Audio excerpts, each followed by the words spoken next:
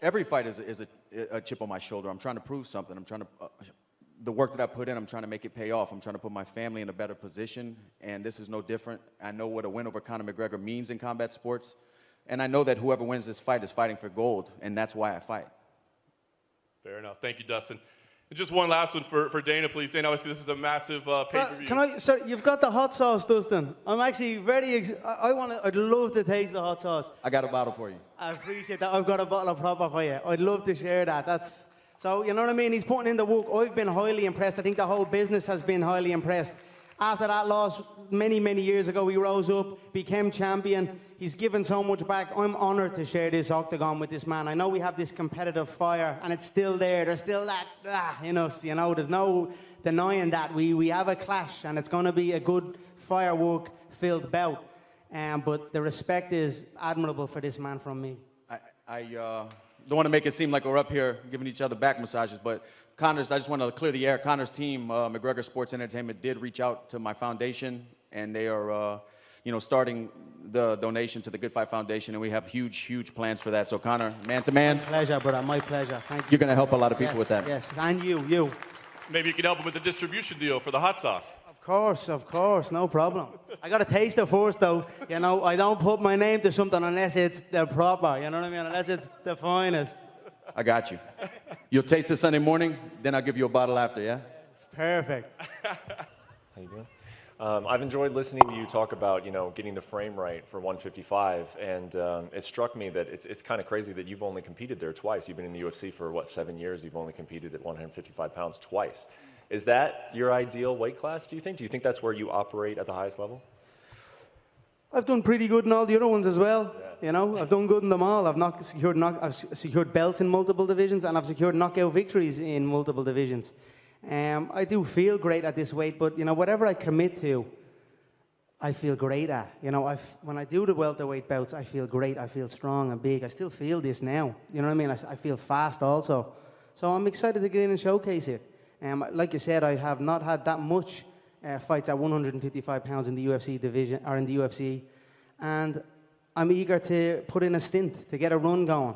Like I done with the featherweights. I think I went 7 or 8 fights within the space of a year and a half. That's what I'm looking for here. If they can match me up, I know now we've got multiple opponents up on the dais already, so we're in a good spot, and I'm eager to get going and showcase.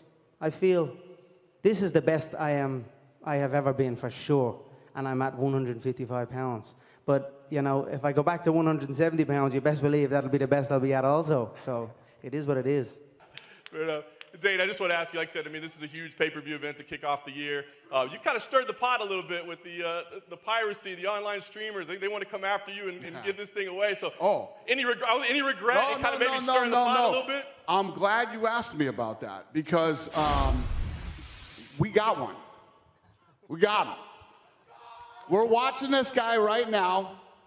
All you have to do is turn it on Saturday, and we got you, fucker. I can't wait. Turn it on Saturday, streamers, and see what happens. Thank you for asking me that question. Do you believe your style is the worst matchup Chandler could be facing on his debut? It's not a good style. I bet if he could have picked anyone else, it wouldn't have been me. Long, tall guy. My game's built around defending wrestlers. The only reason I'm here is because everyone ahead of me turned the fight down. They don't want to take the risk. They don't want to risk their spot. They come up with a bunch of excuses. Old Charlie Olives saying he can't make the weight. Like, Dana, you believe Charlie Olives can't make the weight? I got broomsticks thicker than that boy. I'm here. I'm taking the risk. That means that I reap the reward. Nice. And last one for Dana. Do we have an update on numbers for this card? You've got the return of Conor McGregor. We've got some fans back. But pay-per-view-wise, how is this thing trending? Very good. Yeah, no, this thing's trending great. Yeah, it's good. It's going to be good. There hasn't been, when was there a bad one? Since the pandemic started, there hasn't been a bad pay-per-view. They've all been overperforming. So you can only imagine what this is going to do. Last thing for you, I wouldn't say that the security team was necessarily concerned about it, but they were very aware that you were going to be in the hotel this week at the same time as Habib. And I was just wondering if that is still a warranted concern, or have you guys passed that part of your relationship that you could be in the lobby of a hotel and we wouldn't have to worry about anything happening between you guys? all of those events were 2018. It's now 2021. What I will say is, as long as we fight again, there'll be no issue, and that's it. You know, if he continues to run, well, I'm not sure. We'll see what happens. The amazing thing about this sport is we've seen the fighters grow in front of us, and like Conor McGregor and Dustin, they're different fighters since they started over here. We know the motivation behind Dustin's fight against Conor McGregor is to beat Conor McGregor and to become the champion within 1 year. But you, Conor McGregor, you fought Jose Aldo and you elevated the standard, and then you fought Eddie Alvarez and you became the double champ, and then you're just elevating standards each time. So beating Donald Cerrone last year, and now you're fighting with Dustin Porrier. What's your motive after this, after 7-8 years of competing in the UFC? I feel like I'm only starting, man. Everyone kind of wants to, hey, Conor, you've done it all. You're so rich. You're richer than Dana over here. What are you doing here? I'm like, am I not allowed here? I want to be here. I want to perform for the fans.